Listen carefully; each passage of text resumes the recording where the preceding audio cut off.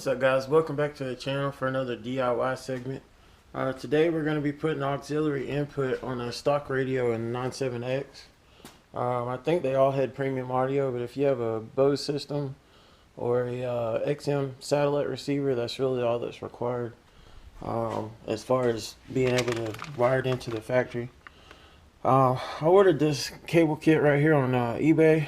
I've actually ordered several of them. It's got a really nice little auxiliary input jack. I don't know if you can see it right there. All you got to do is drill a hole somewhere the right size and just push it in, and it kind of locks in place. And all you see is that little plug flush mounted to the wherever you put it in the car. So I think what I'm gonna do is I'm actually gonna probably just put it probably right in here. That's the same place I put it on my truck. And so we'll get that going. Alright, so this is pretty much the simplest thing you could probably ever do to make the most awesome modification. It's just about any vehicle, because who doesn't like to listen to their own music, right? So I got the plug put in right here.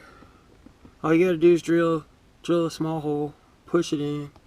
I routed the cable around to the XM module here, and all I had to do, you find this plug right here. It comes from the XM module, okay, and you follow it over here to this point.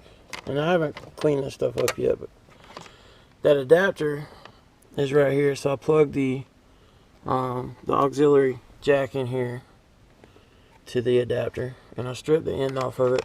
And all you got to do is strip it back far enough. You strip your white obviously is left, the red is right, and then you twist the wires together for the common, or the, I guess you could call it a ground, but it's the common. And basically what I have done, your ground wire is the black and white one. That's the closest. See the orange, yellow, and then there's a black and a white. That black and the white is the ground going to the XM module. So all you got to do is connect that wire to that one and keep them running in line. On your left, let's see, where's it at? That's the brown and the white wire. And again, it's all the wires that are coming from the XM module to the plug.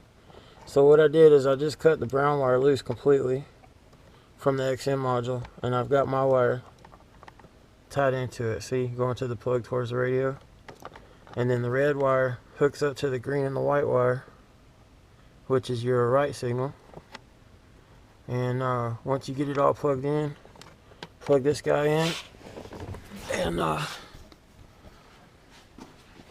let's see here. I gotta play some royalty-free music, you know, for the video. So here's a test.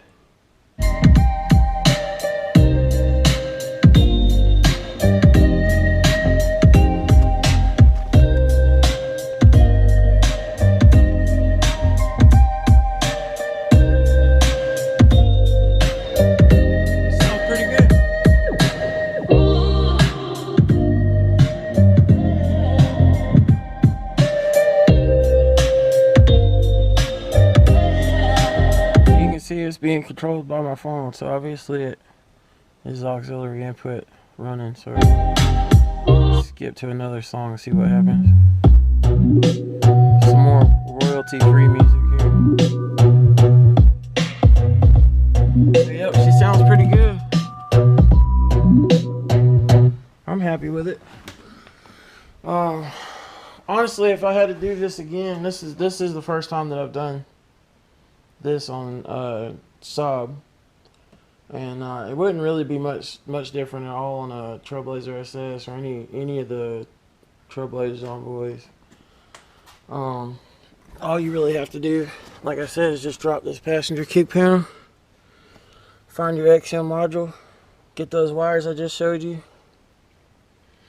and I mean, that's as simple as that. And I think this wiring kit just makes it so simple. And you can put that plug anywhere. I was considering putting it inside the center console, like the 9.3 Aero that I've got.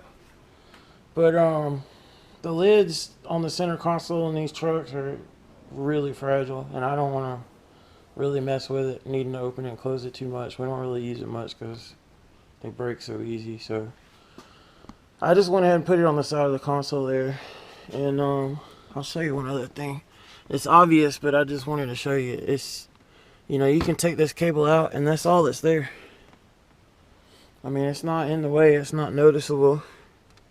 You know, you can put whatever kind of cable you want. The kit comes with a cable, you know, so pretty much if you want to do it like I just showed you and you don't care about your XM radio, just disabling it. I mean, this kit's like $7 to $10 on eBay. It comes with pretty much everything you need. All you need is a couple of connectors. You can either solder the wires in, which you guys know I normally solder everything, but those connectors that I used are actually for outdoor phone cabling, and they're very, very good connectors. When you crimp them down, they actually have a sealant inside of them that seals the wires and everything. So I'm not worried at all about using those.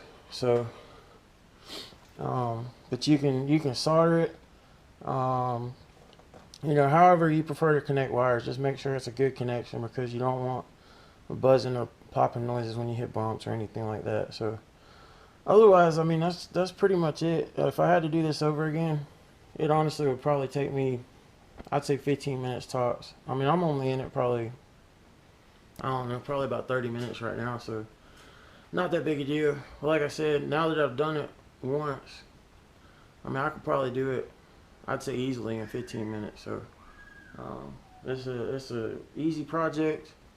You get to play your phone through the radio. So if you're worried about your rear DVD and stuff, which I know there's other ways to do it, I'm just taking the easy way out, because the sound system, it actually sounds good. We're happy with the sound system. It's just wanting to be able to play music through an auxiliary input.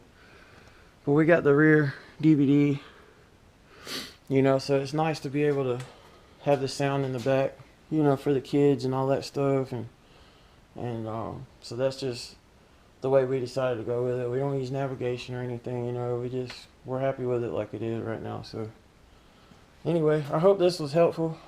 If you guys enjoyed what you saw, if it was helpful to you, if you want to see more tips later on, make sure and hit that like button.